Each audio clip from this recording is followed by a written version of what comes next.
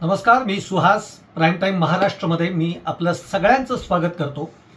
5 जुलैला दोन भाऊ एकत्र येत आहेत. राज ठाकरे आणि उद्धव ठाकरे हे हिंदी सक्तीच्या विरोधात आणि मराठीच्या मुद्द्यावर एकत्र येत आहेत. आता त्यांचा मार्ग कसा असणार आहे वगैरे यावर सध्या त्यांचं सगळं ज्याला आपण म्हणतो प्लॅनिंग हे सुरू आहे. पण सगळ्यात महत्त्वाचं म्हणजे या 5 जुलैकडे अवघ्या महाराष्ट्राचं लक्ष लागलेलं आहे. कारण या मोर्चामध्ये दोन भाऊ एकमेकांच्या शेजारनं चालणार आहेत. एका फ्रेममध्ये ते असणार आहेत आणि जवळपास 2006 नंतर म्हणजे राज ठाकरेंनी जेव्हा शिवसेना सोडली त्यानंतर बहुधा अशा पद्धतीचं चित्र म्हणजे दोन भाऊ एकत्र आलेत असं चित्र हे पहिल्यांदाच महाराष्ट्र बघणार आहे.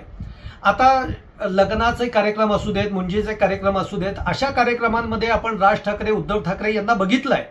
पण कोणत्या पॉलिटिकल मुद्द्यावर ते एकत्र आलेले आहेत, एकमेकांच्या शेजारी बसलेले आहेत असं चित्र मात्र 2006 नंतर मला नाही वाटत की असं चित्र महाराष्ट्राने बघितलेलं आहे. आणि त्यामुळे 5 जुलैकडे सगळ्यांचंच लक्ष आहे. पण आता 5 जुलैला हे दोन भाऊ एकत्र येऊ नयेत असं अनेकांना वाटणार आहे. त्यातलं पहिलं आहे भाजप.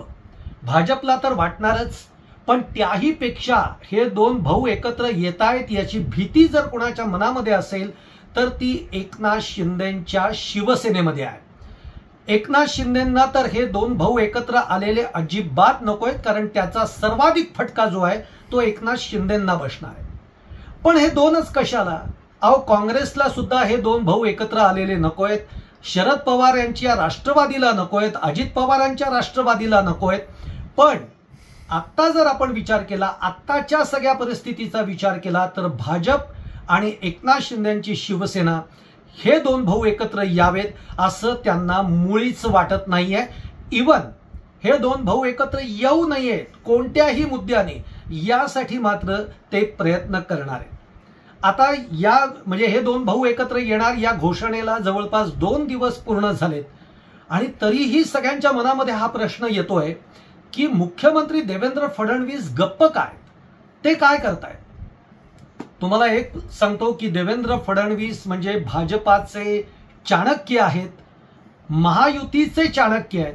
त्यामुळे देवेंद्र फडणवीस हे काहीतरी अशी गेम करणार की ज्यानं पूर्ण वातावरण हे बदलून निघेल किंवा हे दोन भाऊ एकत्र येणारच नाहीत किंवा 5 जुलैचा जो ठरलेला मोर्चाचा कार्यक्रम आहे तो होणारच नाही अशी काहीतरी स्थिती येऊ शकते. आणि त्यासाठी देवेंद्र फडणवीस कोणती रणनीती आखतायत याकडे खरं तर सगळ्यांचं लक्ष लागलेलं आहे.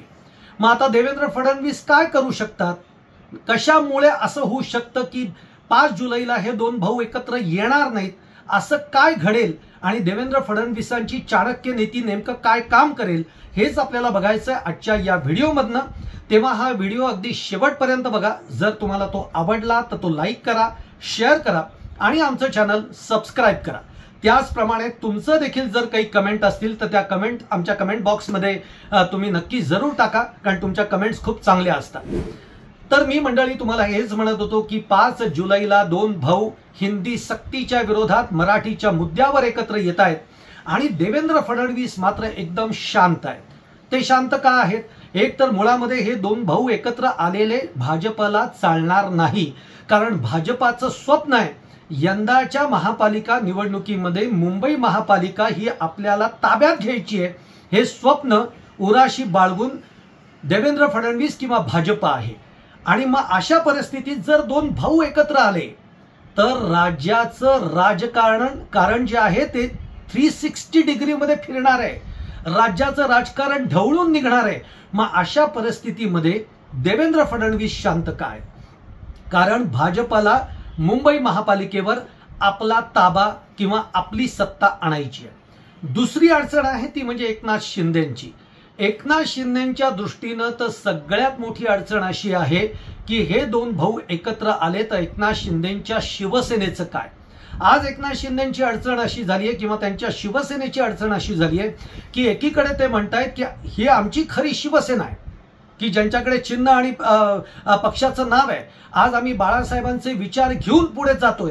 मग बाळासाहेबांचे विचार घेऊन जर ही शिवसेना पुढे चालली आहे तर मराठीच्या मुद्द्यावर आज एकनाथ शिंदेंना काहीही बोलता येत नाहीये.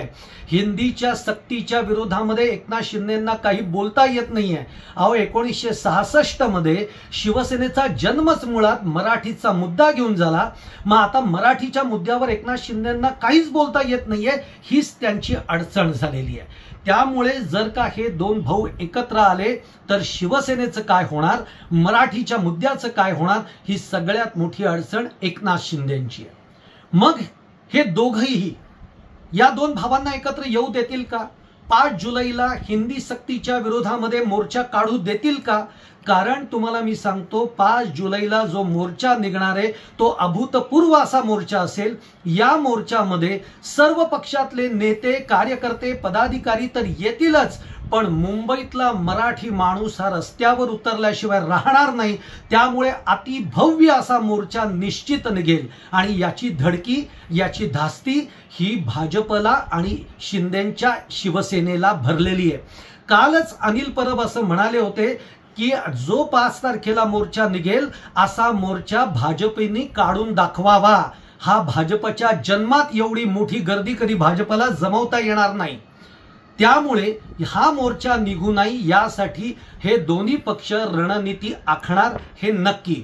मग ते काय करू शकतात तर कालच तुम्हाला जर आठवत असेल तर उदय सामंत म्हणजे भाषा मंत्री जे आहेत शिवसेनेचे, त्यांनी काल पत्रकारांच्या समोर एक व्हिडिओ दाखवला.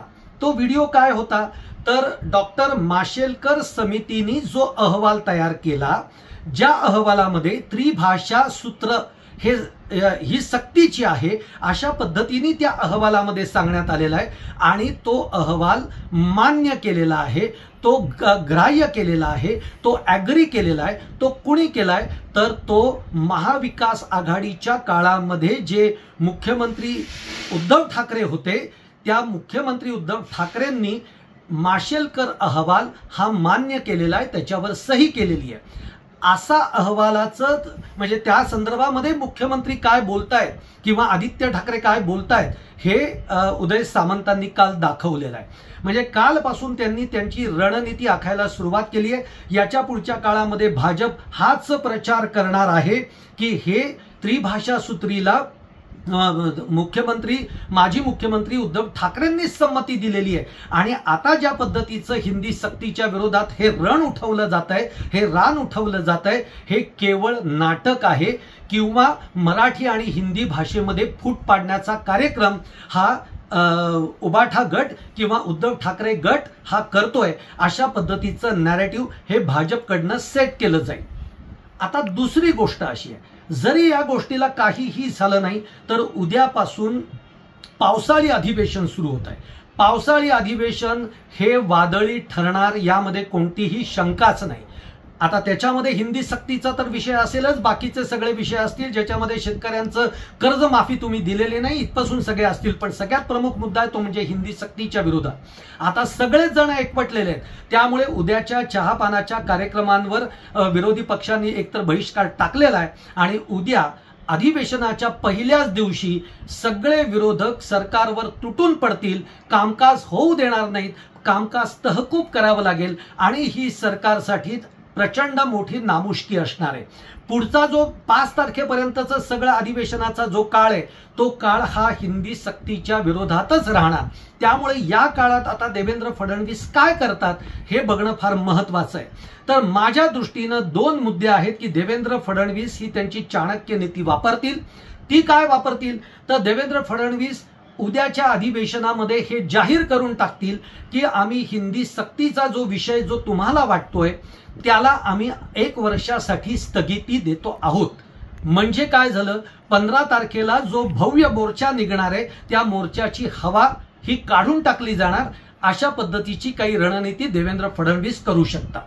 दुसरं काय करू शकतात तर अधिवेशनाच्या काळामध्ये कुणीतरी मुंबई हायकोर्टामध्ये या हिंदी सक्तीच्या विरोधामध्ये याचिका दाखल करेल, त्याला सरकारच्या विरोधामध्ये त्याला हायकोर्टाकडनं स्टे आणला जाईल आणि कुणीकडनं हा मुद्दा काही काळासाठी पुढे ढकलण्यात येईल. अशा पद्धतीची कोणती तरी रणनीती ही देवेंद्र फडणवीसांकडनं आखली जाण्याची शक्यता आहे। आणि आता म्हणजे महायुतीतले सगळेच नेते, अजित पवार असतील, एकनाथ शिंदे असतील, हे देवेंद्र फडणवीसांकडे बघतायत की देवेंद्र फडणवीस काहीतरी खेळी करा। आणि मला असं वाटतंय की देवेंद्र फडणवीस गेल्या 2 ते 4 दिवसापासून जे गप्प आहेत त्यांच्या मनात काहीतरी निश्चित चाललंय। काहीही झालं तरी 5 जुलैचा हा मोर्चा ते होऊ देणार नाहीत, हे तुम्हाला मी ठामपणाने सांगतो। कारण हा मोर्चा होणं हे भाजप आणि शिवसेना एकनाथ शिंदेसाठी चांगली गोष्ट होणार नाही। त्यामुळे हे दोन्ही पक्ष हा मोर्चा होऊ न देण्यासाठी जे जे म्हणून काय अस्त्र वापरता येईल ते सगळे अस्त्र वापरतील, असं माझं ठाम मत आहे। तुम्हाला सुद्धा काय वाटतंय हे आमच्या कमेंट बॉक्समध्ये तुम्ही कळवा। जर तुम्हाला माझा व्हिडिओ आवडला असेल तर तो लाईक करा, शेअर करा आणि आमचं चॅनल सबस्क्राईब करा।